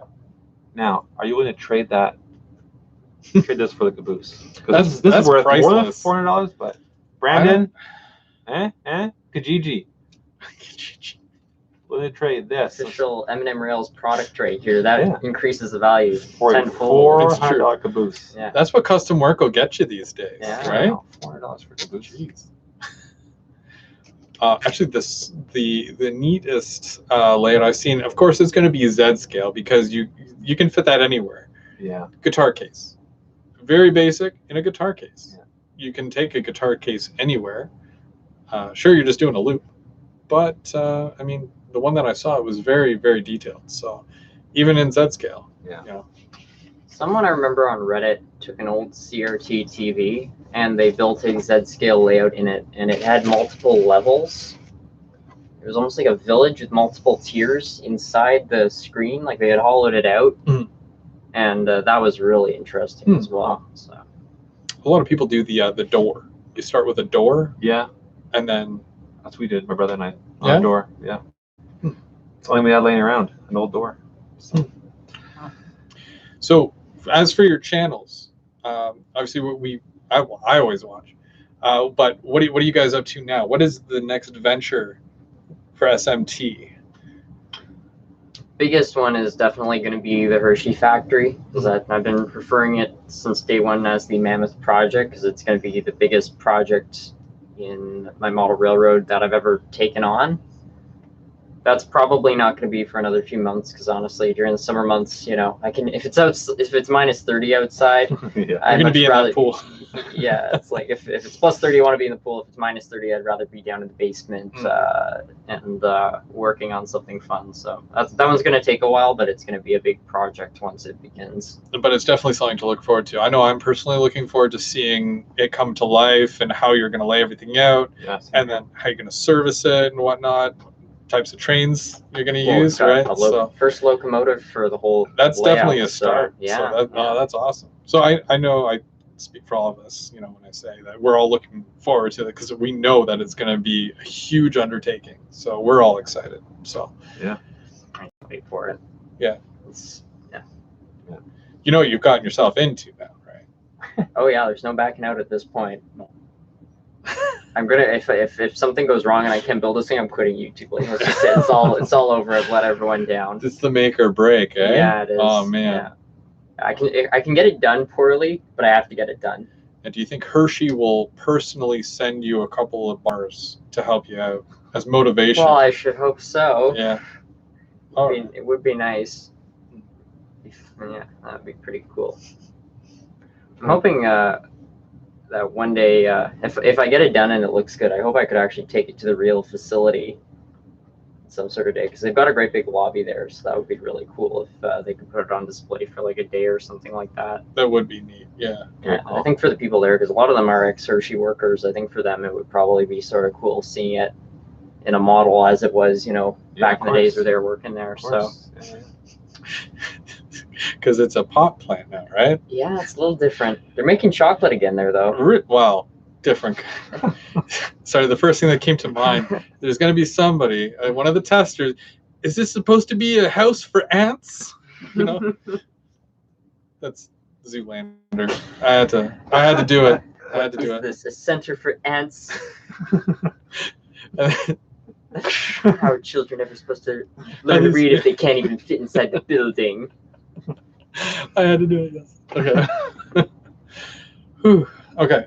What about you, Mark? We've seen you we completed the loop. Yes. Both loops are done. Yes. So hopefully now my CN freight yard will be in the works. So what is this going to entail? You've already have a building for it. Yeah, I do have a building. I just got to put it together. And then I bought all the switches and turnouts. Just gotta lay them down and connect them, wire them. As far as switches, which way did you go? Number 5 Pico. Number 5 turnouts. Cool. I think a couple of 6s in there too. Mostly 5 because they're shorter, so I can put more in. And I know that you're not working as much during the summertime, right. But are you gonna have? Is it gonna be operating by the time you go back to work, or is it? I hope so. Yeah. That's the goal. It's always the goal. So we'll be looking forward to some more videos then real soon. Yes. And I do have a storyline planned out for the freight yard. So we'll see. Are we going John Wick this time as opposed to John McClane? No. No? Oh. No. It's a little more tame. Yeah? Yeah. It's always fun to watch your videos though. So, thank you. And I know everybody would definitely agree if they could talk, but they can only chat. But the thing's frozen, so. Yeah, chat is dead. That or the computer. The Dremel tool video got a lot of likes and comments, so maybe I'll just cut things in the future videos. That could be, that's a channel within itself. Yeah. Mark sawing things in half. Will it Dremel? Yeah. And then people will send you things to Dremel it Yeah. live, and then I can see that. The stink though that came out of that thing when I was cutting some of the things, like Yeah? just the smell. What was the worst one? You did a banana, right? I remember there being a No. no. Was there a fruit of some sort? What was? That was chocolate bar. A chocolate bar. Oh yeah, right. Because it was a Mr. Big and it was yellow. That's why I was like. I think that the pencil when it hit the lead. I don't know. Like, maybe really the wood, the burning wood. I don't know. I really liked the screw, and the sparks started flying everywhere. It just kind of like. Anyway, my training room stank for a good 2 hours afterwards. Like, yeah. It was the stuff you were cutting that wasn't the Dremel that was making that, right? What's that? The smell was coming from the stuff you're cutting. Yes, wasn't yes, it? Okay, yes. that's good. No. It smells like burning. Yeah, there goes the motor. It smells like burning. Those are real. You know. I know. I keep it classy and old school. So, videos anytime soon. When are you projecting your next video? Oh gosh. Is it too soon to tell? Is it? Yeah. Because you literally the other day. Just yesterday. Yeah. Right? Yesterday? 2 days ago? 2 days ago. 2 days. Yeah. Yeah. And then your I'm music always- video I'm always- today. If you guys like the music, I hope you guys got to see his music video. Maybe one time we'll get you to perform it live, right before the show. Yeah, I don't know. No. All right. We'll see. We'll see. That little ditty was about 24 verses long. I had to cut it down to the Really? 4 lines. Wow. I mean, there's a lot to say about the show, about a once a month show. I mean, it was spot on though. I was like, yes, this is what I needed. So when you're having a crummy day, you watch his videos, and I appreciate that. Yeah. Thank you. It's exciting. Whenever I always have notifications turned on, I'll be at like work or something. I'll be like, oh, Mark made a new video. Be on my lunch break. I'll be like quietly watching in the corner. forget lunch break. I take bathroom break. You just hear laughing coming from the stall. Ah! Thank you. And then I was that guy. What about, because you do a lot of videos, do you have a certain schedule for your videos that I need to have this video done by this day, or you just do it as it comes naturally to you? It's kind of a mix of both, but my goal every day is to get a new video up. Mm-hmm. So one a day, eh? Yeah, one video a day, and that can get tricky at times, but I don't know, I just like having a lot of content up, especially, just so when somebody joins your channel, they have a lot to dive into, because my channel's really broken up into a lot of different parts. There's a speeder, the layout, the restoring, the end scale layout. So if I upload more content, it's more likely that there'll be something for everyone, because for the end scale people, maybe the HO restorations are not that exciting. So when I upload videos more frequently, it means that everybody's getting their slice of the pie, I guess you could say. So and right now you're reminding me all the videos, because there's a lot of videos that I've seen of yours, and I was able to tune into a lot of the lives. Even though I'm at work, I'll be on my lunch break, and I'm just like, hey, I'm here, because I like to watch your lives as well, because you actually get to run your trains where I don't. So I definitely like to tune into that. But your speeder is really neat. If you guys have not seen his speeder yet, he's got So cool. a full, like, you ride it on actual rails. That's just my lame description. It's actually way cooler than I'm making it sound. Where do you normally take it to actually? Wakefield, Wakefield. where they used to run the steam train. If any of you guys are in the Outaouais, like the Ottawa-Gatineau area, Yeah. you might know about the steam train. I'm surprised though, because I mentioned, because it was abandoned, I made a video about the steam train, and surprisingly a lot of my American viewers also know about it. So that's usually my reference. Where do you run the speeder? The abandoned train where the HCW used to run. So And then the other one that you had mentioned there was, you said your speeder video, which I had remembered, and I was like, that speeder looks way awesome. And then you mentioned another one. another category or another video about the speeder? Another category. Restorations? Restoration. No, besides restorations, you just built your own little locomotive and the little things like that. Oh, yeah. And I thought that was so neat. I'm glad that you did a follow-up to it, because I was really disappointed that the motor didn't even work. Mm-hmm. But What made you? Where do you get your ideas from? That's what I it wanna- was about 9:30 at night. Again, I try to get a video up every single day, and I was like, I need to come up with something. I need to get some sort of content up. It's been 2 days since I've put a video up. Anything. So I started looking around, and I'm just going through drawers trying to come up with an idea, and I find a whole bunch of random parts, and I'm like, I could probably build something out of this. So I'm just gonna wing this entire video, and maybe there'll be a good outcome. And the first time it didn't work, but it turned into something. And there's a huge cup holder in it. That's a Simpsons reference. Remember Homer's car? Oh That's yeah, over. I want a cup holder here, here. Oh man, I could probably do a whole video, a live video of just references. I know. Yeah, I know. sorry, but other than that, We have to wrap it up there. yeah. That's a record for us. 2 hours. Wow, that's probably the longest live that we've ever done. But we've had a lot. There's a lot going on. I could have done away with all this, and you could have sat here, and we could have just asked you questions, picked your brain and whatnot. Because one question is, where's Nerf Cat? Where's Nerf Cat? Yeah.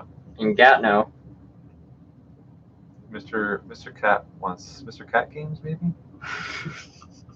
Wants to know where. I don't think anybody even knows why I named my cat Nerf Cat. I was walking through Walmart one day, and Nerf makes a range of toys, and some of them are for dogs. Oh, And yeah. it's like Nerf Dog, and I was just walking. I just got this idea in my head. Would it be so funny if they made like one for a cat? You give it to them, and they're just like, "What's this?" You know, like they just be disappointed. But it's just something about the idea of like Nerf Cat just seems so funny. So it's like, "What's up, Nerf Cat?" And everybody adopted that very quickly. So I guess I wasn't the only one who thought that was funny. And plus, your cat also does make a lot of guest appearances on your channel too. So. Well, there'll be times where there's no one else home, and he'll hear me talking in the basement. He'll come downstairs because he's kind of bored, and then everyone freaks out. They're like, "Oh, it's Nerf Cat, he's back!" So there is a certain association that I do find a lot of our viewers, the model railroaders, they all have cats. Yeah. Except for you. Did you ever have a cat? I did. You Years did. ago. I had a cat. So now it's just dogs. But even they're not allowed in the train. Yeah, they're not allowed in the train room. No. So There's a request to run some trains, but I don't think you can run trains, can you? I can run trains. It's just difficult with the way like the camera, and it's attached to a computer. If I had a longer USB cable to it, I probably would. We are kind of soaking up a lot of time, and we are like reaching the end of the show. Yeah. Just want to recap a couple of things just for everybody. Talk about a couple more things.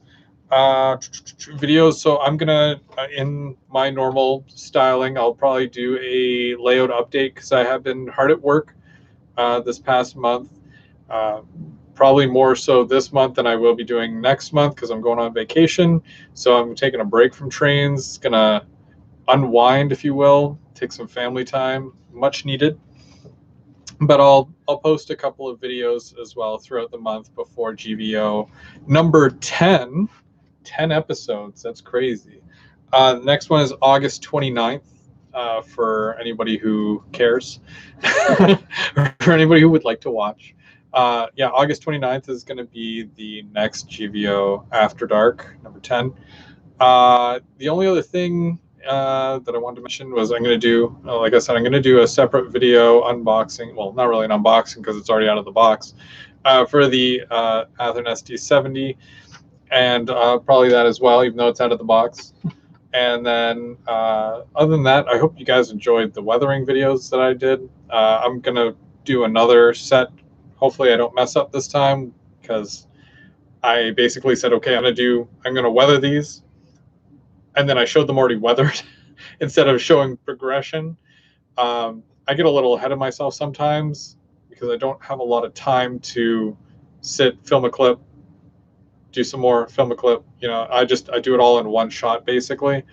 So I'm going to try to show it a little bit more in depth next time, because I've got another 4 that are on deck ready to go, 2 boxcars, 2 gondolas. I'm just kind of working through it as I go.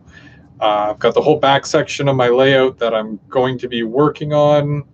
Now that everything is cleaned up from the flood that I had, I'm able to go and actually build that and whatnot, and hopefully get a loop done in the next couple of months. That way, when it comes to lives, we'll be chit-chatting, and then you're going to see a random train's going to go by right behind us. We're going to look back every so often and be like, hey, that guy, who's driving that thing? So that's the hopes, that, you know, for the next couple of months, get some more work done. But other than that, that was everything. That's everything. That's literally everything. There's nothing else I can really talk about at this time. Do you guys have any? Just a cheap plug. If you want one of these, handmade. So you are making them, and $55 Canadian. now are you selling Without through? tax. Are you selling through eBay, or are you selling just online? Etsy. Just Etsy. It's definitely an Etsy Pinterest. plug. Pinterest. What about yourself? Do you have any final?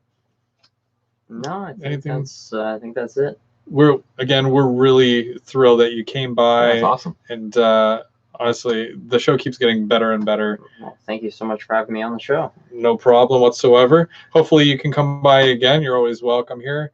At some point, I got to be able to run some trains, so you're definitely more welcome to come by and run some trains. Awesome. Obsesh. And you guys are going to get to see it all. So Yeah. again, I'm GVO. We're not GVO. This is GVO. I need to change the name. It's weird. I'm Go Viera, Go Home. M&M Rails, SMT Mainline, and this was number 9, GVO After Dark. I want to thank everybody for showing up, hanging out, talking trains, getting into the chat there. Good chat. Another one in the bank. And we'll see you next month on number 10 on August 29th. August 29th. I had to triple check that. Have a good night, guys. Bye.